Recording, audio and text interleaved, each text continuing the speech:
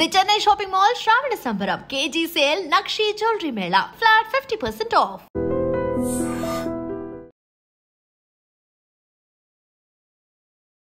Hi hello నమస్తే welcome to I dream. నేను మీ శ్రావ్య. మనతో పాటు ఇప్పుడు ఉన్నారు certified financial planner Anil Kumar Bachchi గారు. నమస్తే సార్. నమస్తే అండి.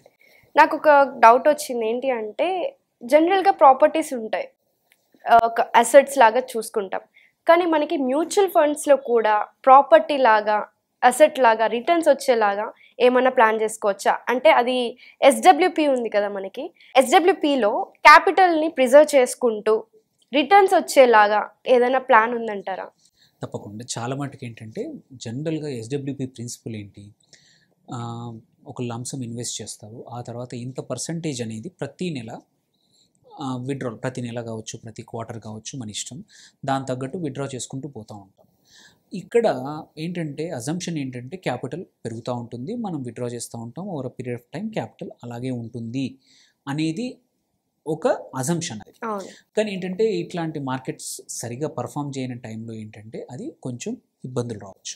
అలా కాకుండా ఏంటంటే కొంచెం మాడిఫైడ్ ఎస్డబ్ల్యూపీ ఏంటంటే నువ్వు ఒక 1 ఇయర్కి 6 మంత్స్కి మాత్రమే ఎస్డబ్ల్యూపీ రిక్వెస్ట్ ఇస్తావు. ఎలా ఇస్తావు అంటే నీవు ఫస్ట్ ఎగ్జాంపుల్ మనం ఒక 10 లక్షలు ఇన్వెస్ట్ చేసాం, 10 లక్షలకి 8% మనం విత్డ్రాల్ చేద్దాం అనుకుంటున్నాం. ఇది జనరల్గా అయితే చేస్తాం.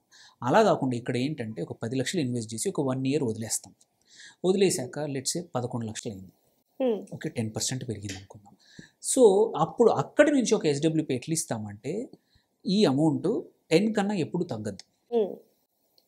ఓకే, దేర్ బై ఇక్కడ ఏంటంటే స్ట్రాటజీ ఏంటంటే చాలామందికి వాళ్ళు పెట్టిన అమౌంట్ కన్నా ₹1 తగ్గినా సరే భయం మొదలవుతుంది. ఎందుకంటే కొత్త క్యాపిటల్ అనేది రాదు. సో ఇది ఎవరికి బెటర్ అంటే ఎవరికైతే భయాలు ఎక్కువ ఉంటాయో, ఎవరైతే తట్టుకోలేరు, రిస్క్ తట్టుకోలేరు, అలాంటి వాళ్ళకి ఏంటంటే ఈ మెథడ్ క్యాపిటల్ ప్రిజర్వేషన్ అనేది ఫస్ట్ ప్రయారిటీ అనమాట. ఇక్కడ రిటర్న్స్ ఎక్కువ వస్తే కావాలంటే ఎక్కువ విత్డ్రా చేసుకుంటారు, రిటర్న్స్ తక్కువ వస్తే తక్కువ withdraw. Every 6 months to 1 year depends. మనము ఫ్రెష్గా ఎస్డబ్ల్యూపీ క్యాలిబ్రేట్ చేసుకుంటాం అనమాట. దీంతో అడ్వాంటేజ్ ఏంటంటే నీ క్యాపిటల్ ఎప్పుడు కూడా తగ్గదు. ఓకే, సో అది అడ్వాంటేజే కదా, అదే పర్పస్ అనమాట. సో ఇక్కడ ఏంటంటే ఫండ్ గ్రోత్ని బట్టి నువ్వు నీ ఎస్డబ్ల్యూపీని క్యాలిబ్రేట్ చేసుకోవడం. సో దీనికి కూడా ఏంటంటే ఎక్కువ క్యాలిబ్రేషన్స్ అవసరం లేకుండా ఉండాలంటే ఫస్ట్ ఇన్వెస్ట్ చేశాక ఒక 1.5 year ముట్టుకోకపోతే, ఓకే, అప్పుడు ఏమవుతుందంటే క్యాపిటల్ కంపల్సరీ మనం అనుకున్న దానికన్నా కొంచెం ఎక్కువగా ఉంటుంది. అక్కడి నుంచి ఏంటంటే నువ్వు long term purpose of this modified SWP ఏంటంటే ఇది ఏదైతే కార్పస్ ఉందో ఎక్కువ రోజులు నడిచేట్టు. అంటే ఇప్పుడు సపోజ్ ఒక హస్బెండ్ వైఫ్ ఉంటే వాళ్ళు 60 దగ్గర మొదలుపెట్టినప్పుడు అదొక 30-40 years ఉంటే బోత్ లైఫ్స్ ఆర్ కవర్డ్. అంటే ఎక్కువ రోజులు ప్రిజర్వ్ చేయడానికి ఈ మాడిఫైడ్ ఎస్డబ్ల్యూపీ వాడడం వల్ల ఏంటంటే ఒక ఫిక్స్డ్ కన్నా కూడా పర్ఫార్మెన్స్ని బట్టి విత్డ్రా చేస్తూ పోతే ఏంటంటే ఎక్కువ రోజులు ఉంటుంది. అండ్ రిటర్న్స్ ఎక్కువ వచ్చాయంటే మనకు అమౌంట్ కూడా ఎక్కువ వస్తుంది. కావాలంటే ఇన్వెస్టర్ అవసరాలు తగ్గట్టు వాడుకుంటారు, లేకపోతే అడిషనల్గా సేవ్ చేసుకుంటారు. బట్ క్యాపిటల్ ప్రిజర్వేషన్ అనేది ఎప్పుడు మైండ్లో పెట్టుకొని దాని తగ్గట్టే ఫండ్ కూడా సెలెక్ట్ చేసుకొని, సో దేర్ బై ఏంటంటే ఇక్కడ ఓన్లీ సేఫ్టీ కాదు, కొంచెం రిస్క్ ఉన్న దానికి కూడా వెళ్ళి ఆ ఫండ్ని తగ్గట్టే మనం ఆప్టిమైజ్ చేసుకున్నాం అనుకోండి ఎస్డబ్ల్యూపీని.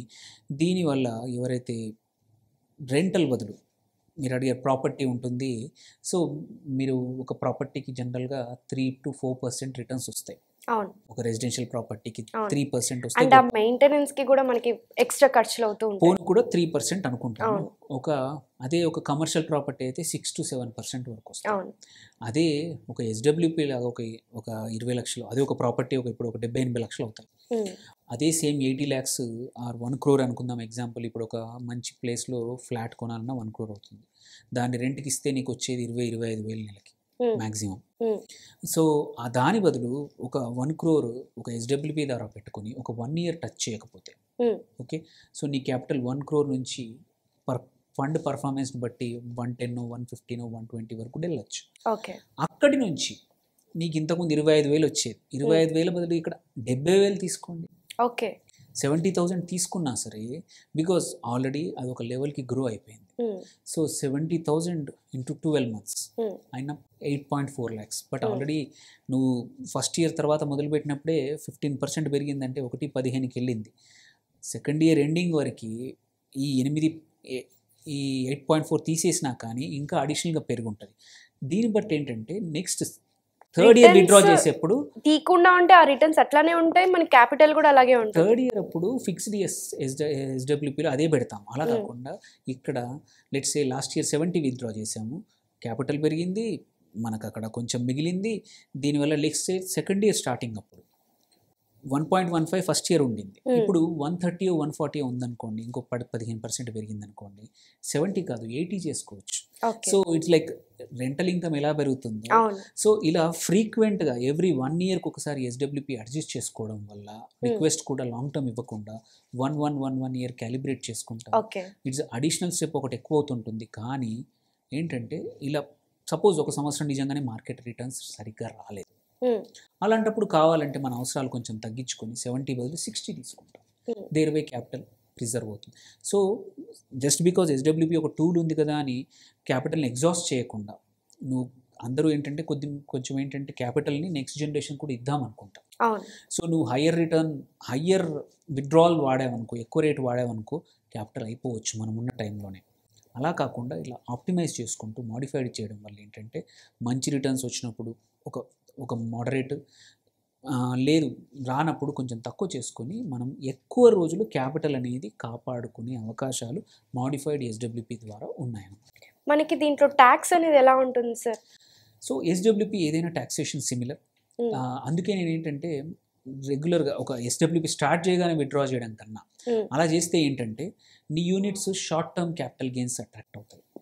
ఓకే, అలా కాకుండా నువ్వు ఒక 1 year తర్వాత విత్డ్రా చేయడం వల్ల ఏంటంటే ఏది విత్డ్రా చేసినా సరే ఎస్డబ్ల్యూపీ ద్వారా long term capital gain attract అవుతుంది. అప్పుడు ఏంటంటే ఈక్విటీ కాబట్టి, ఇఫ్ ఇట్ ఈస్ ఈక్విటీ కానీ హైబ్రిడ్లో కూడా అగ్రెసివ్ హైబ్రిడ్ కూడా ఈక్విటీ లాగా కన్సిడర్ చేస్తారు. అలాంటప్పుడు ఫస్ట్ 1,25,000 ఒక సంవత్సరంలో ప్రాఫిట్, ఎటువంటి ట్యాక్సేషన్ ఉండదు. బియాండ్ వచ్చేదానికి మాత్రమే 12.5%. అది కూడా మనం విత్డ్రా చేసే దాంట్లో బయ్యింగ్ కాస్ట్ కూడా ఉంటుంది కాబట్టి, యూనిట్స్ అమ్ముతున్నాం కాబట్టి, సో దేర్ బై మనకు ఫుల్ ట్యాక్సేషన్ కాకుండా ఓన్లీ ఆ యూనిట్స్కి తగ్గ ప్రాఫిట్కి తగ్గట్టే అందులోనే 12.5% ట్యాక్సేషన్. అది కూడా పోస్ట్ 1.25 తీసాక ఎఫెక్టివ్లీ నీ ట్యాక్స్ 7 or 8 కన్నా ఎక్కువగా పడదు. సో దేర్ బై మనకు హయ్యర్ రిటర్న్స్ వస్తాయి, క్యాపిటల్ లాంగర్ టర్మ్ ఉంటుంది, అండ్ కావాలంటే మంచి పర్ఫామ్ చేసిన సంవత్సరాల తర్వాత ఎక్కువ కూడా పెంచుకునే అవకాశాలు మనకు ఉన్నాయి. Okay sir, thank you so much sir. Thank you.